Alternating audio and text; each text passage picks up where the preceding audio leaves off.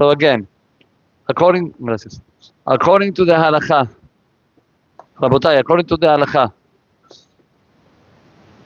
having matzah ashira, having egg matzah on Erev Pesach,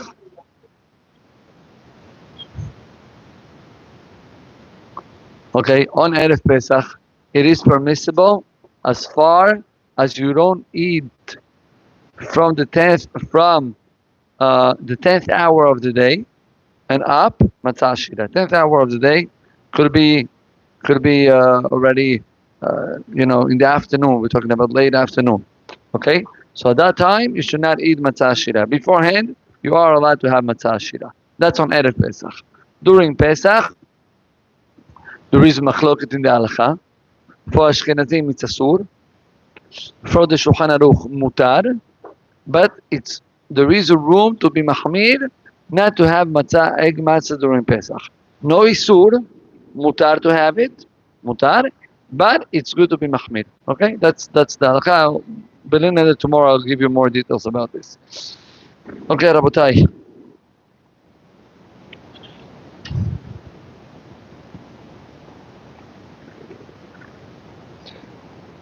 So, in this parasha that we're going to be reading, and we just heard Chacham Sasson reading it beautifully today, Parashat Pekudei.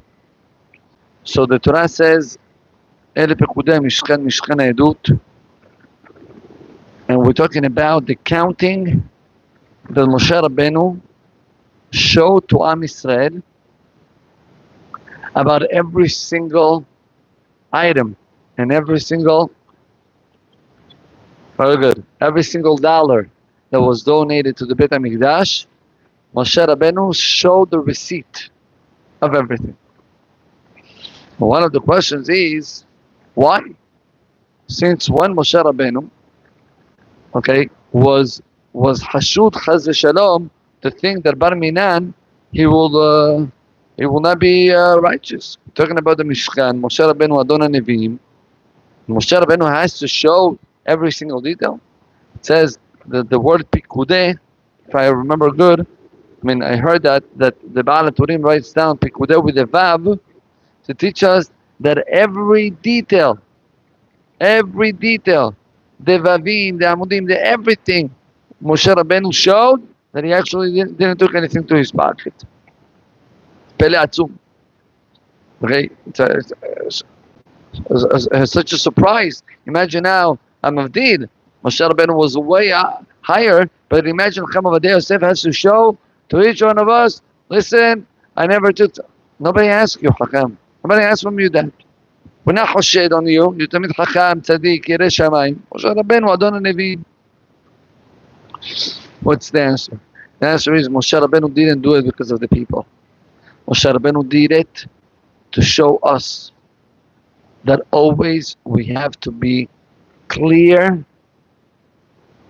to our surroundings. That's why Chazal is saying, V'item nekim. Okay, there is a mitzvah of being clean in the eyes of Hashem and in the eyes of the people. To be always right, correct, doing the things properly. There is a Yehudi, I think his original, Ruby, I forgot his last name. He's a very, very successful businessman today. He gives very large donations today to Yeshivot and Cholalim. Talking about Ruby, Shron. There you go. So this fellow, Baruch Hashem, is a very successful man. So they ask him, how did you get that beracha of you giving so much? You know the story? You heard the story? Unbelievable. This Yehudi, good morning. He was a regular guy. He was a Ben Torah, Avrich. And he wanted very much to buy a house. So he was looking around to buy houses. There was a house of a man that had a lot of shmatis. You know what shmatis? Like old stuff and garbage. The guy passed away, and the kids had a headache when they saw all these shmatas. They said, "What? You need a full truck to fill up the whole thing. And we want to sell the house, but you buy it as it is, with all the junk." Okay, a lot of people came to see the house. What can I tell you? When they saw the house, it was a disaster. And also the smell and the whole thing is disgusting. Nobody wanted to buy it. Eventually the price started to go down. Nobody's buying it. It's going down. Until it got to a certain price that this Ruby said to himself, you know what? That price I'm able to afford. I will buy it. And okay, Menachem, what can I do? He bought it. And he started taking out all of these garbage that the guy had. He says, by moving the stuff, putting into boxes, he sees a certain box, okay, or a box or whatever it was. He opens it up and he finds $100,000. 100,000. Now back in the days, 100,000, it's much more than today. Okay, we're talking about that it was a large amount of money. So Ruby was very happy, right? If it was happening to me, Borei Olam, thank you. Mina Shamayim. We became already Nevi'im. We became already Chachamim. Kulanu Chachamim. When it comes to money, we all know everything. We know all the halachot.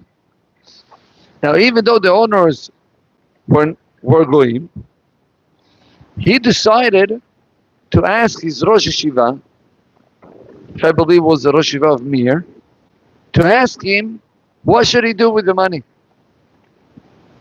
So the rabbi told him, listen, according to halacha, you can keep it. But I recommend you to return it back. I recommend you to give it back. Give it to a goy. I recommend you to give it back. Whatever. I mean, why?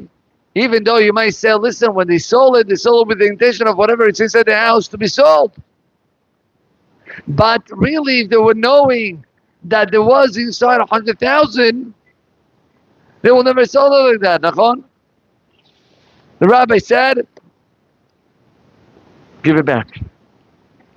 Rabotai, this Ruby decides to call up the sons, and he tells them that he found 100,000 and he would like to return it because that's the right thing to do according to the Torah. Was a big deal. He came in even to the to the news, the media. Okay, big deal. It was a big deal. He says, from that moment, says Ruby, from that moment that I gave $100,000 when I needed it, from that moment, every single thing that I touched became gold. Every single business that I touched went above and beyond. And then I understood that whenever a person acts with righteousness and he's doing the right thing, you will never lose. Unfortunately, the problem is that we, when it comes to business, when it comes to money, we get blind. Because we all want to have money, and we all want to have a comfortable life, and we all want to live good. So then we decide, okay, let's do this sneaky move, and it's fine if we do that. Chazal is saying that there are halachot regarding interest. There are halachot. But you know that it's written in the Sfarim that a person should avoid to do even with heter iska, even when it comes to that document that allows us to do it with interest. You should avoid that. There is no beracha, real beracha, when it comes to money that it's not 100% clean. And that's, Rabotai, something that the Torah is coming to teach us. Ele pekudei Mishkan. Moshe Rabbeinu wanted to be clean, to show to everybody that whenever you touch money, you gotta be 100% transparent. I think I told you this. My grandfather, Allah Shalom, passed away 3 years ago. Wasn't 3 years ago. Yes. And he left a will of 7 pages. 7 pages. I didn't see the will. My dad told me that after the whole Shiva and after the whole whatever, they open up the will. All of the 7 pages were talking about how every single dollar, cents, and talking to you, cents with cents, every single dollar, okay, whatever he took, he returned it. Whatever he took, he used it for A, for B, for C. Nothing that he, that he miscalculated. When they read that, the family, so they said in the Shloshim, and they said, Rabotai, a person have the obligation to check every income that he has, every money. You don't want to have up to 120 issues. You want to be clean. We don't take with us the money. Whatever we get, we have to be correct. Whatever money you're doing, be righteous. And then you will see the barakah. The Shekhinah of the Mishkan came at the moment that Moshe Rabbeinu acted with righteousness. You want to have the Shekhinah with you in your house, you want to have barakah in the business, act the same way that Moshe Rabbeinu did. Baruch Adonai Le'olam. Amen. Amen.